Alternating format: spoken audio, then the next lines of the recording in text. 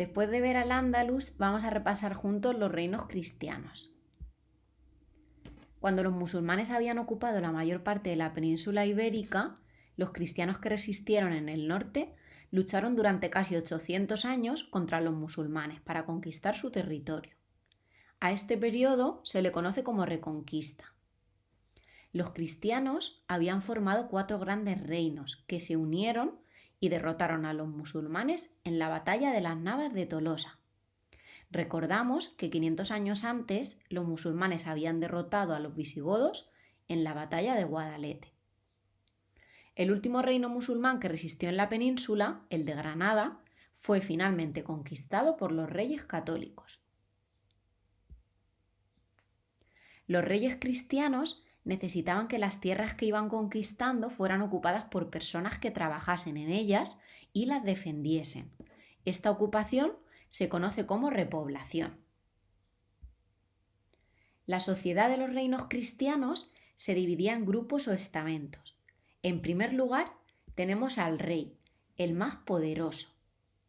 Debajo de él se encontraba la nobleza, formada por caballeros que vivían en castillos y por el clero, sacerdotes y monjes que vivían en monasterios y se dedicaban a rezar y a la cultura.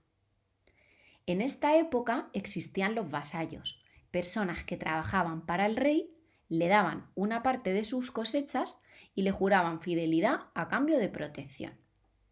En el siguiente escalón tenemos a los campesinos y artesanos, que eran libres.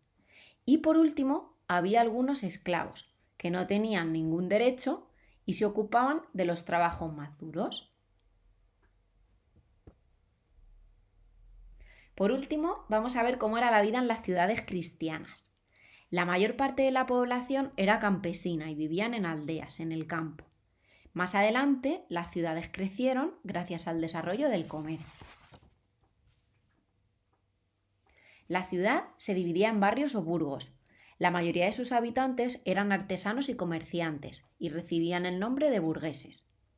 Las ciudades, vemos aquí, estaban rodeadas por una muralla que tenía diferentes puertas, como esta, que se cerraban por la noche.